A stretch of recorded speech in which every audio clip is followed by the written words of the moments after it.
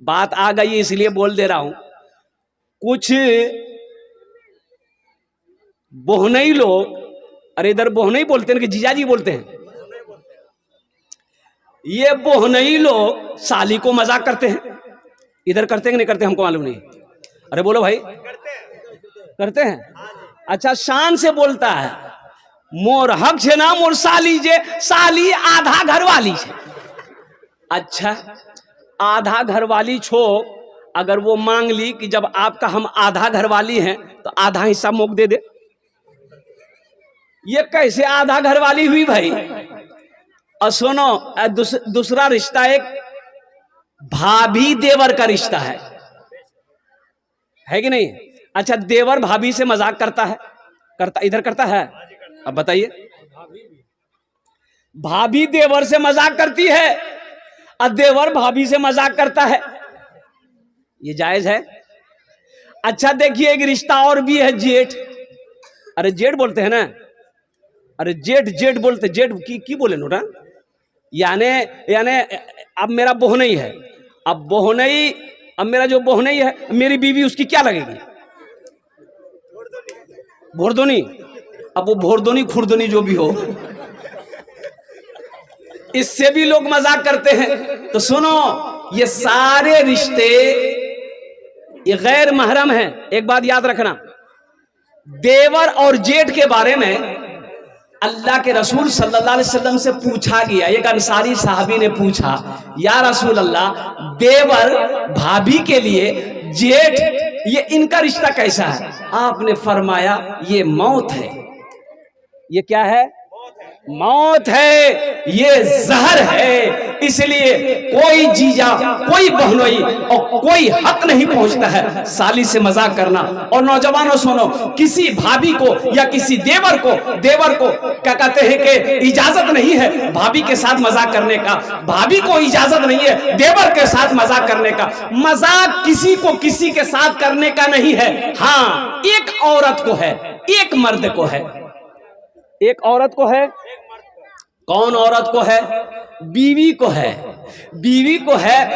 کس کو مذاق کرے گی؟ شوہر کو کرے گی. بیوی شوہر کو کرے. اب مرد کو حق، کون سا مرد؟ وہ جو شادی کر چکا ہے وہ مذاق کرے گا. کس کو مذاق کرے گا؟ بیوی کو مذاق کرے گا. تو پتہ یہ چلا، منار باپ منیر ماں مذاق کر بے، منیر ماں منار باپ پہ مذاق کر بے.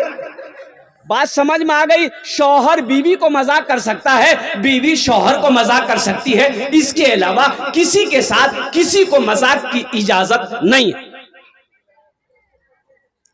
اللہ کے اس کا جواب دینا ہوگا. ایک بات یاد رکھنا، آج جتنے حادثے ہو رہے ہیں آپ کو پتہ نہیں ہے. سوشل میڈیا کا زمانہ ہے. یہ بے پردگی کی وجہ سے آپ کو میں بتاتا چلوں، ابھی ہریانہ کی ایک 9 سال کی بچی ماں بن گئی. 9 سال کی بچی ماں بنی.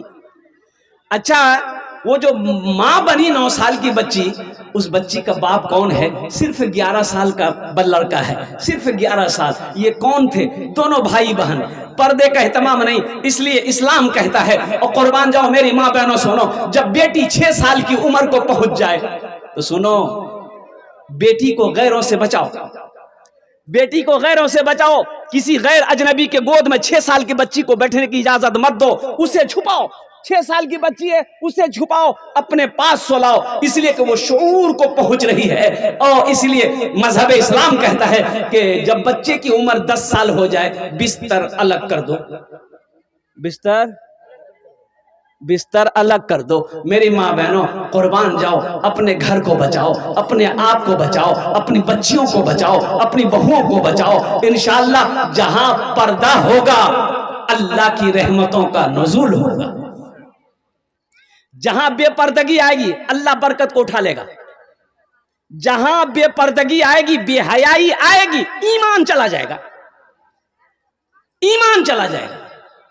اس لیے خاص کر ہم اپنی ماں بہنوں سے کہنا چاہیں گے، میری ماں بہنوں اللہ سے ڈرو. یہ جو 4 باتیں آپ کے لیے ہے، 4 کام دنیا میں کرو. جنت کے 8 دروازے ہیں، جس دروازے سے چاہو جنت میں داخل ہو جاؤ. ان 4 باتوں میں سے ایک بات پردہ ہے.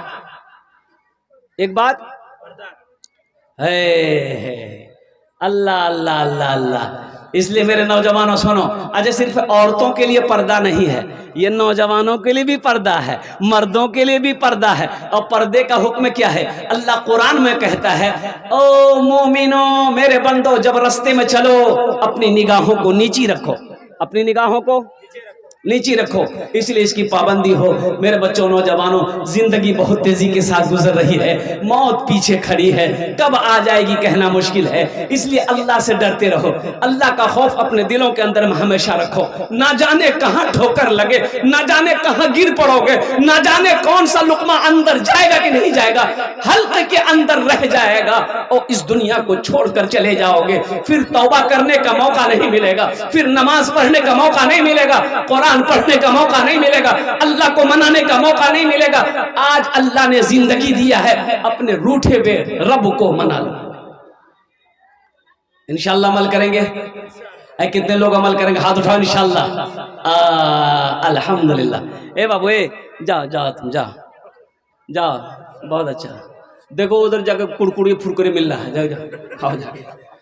بچہ لگ پریشان ہے، بیٹھے بیٹھے تھک گیا بچہ. تو اس لیے رمضان کا مہینہ ہے، الحمدللہ 20 رکعت تراویح کی نماز ہو. نمازوں کا اہتمام کرنا. ایک بات یاد رکھنا، نمازوں کا اہتمام کرنا. ایک نوجوان سے میں نے کہا کہ بابو نماز پڑھ لو. بولا نماز آج کون دن چھے؟ بولے کون دن چھے؟ منگل چھے. بولا نہیں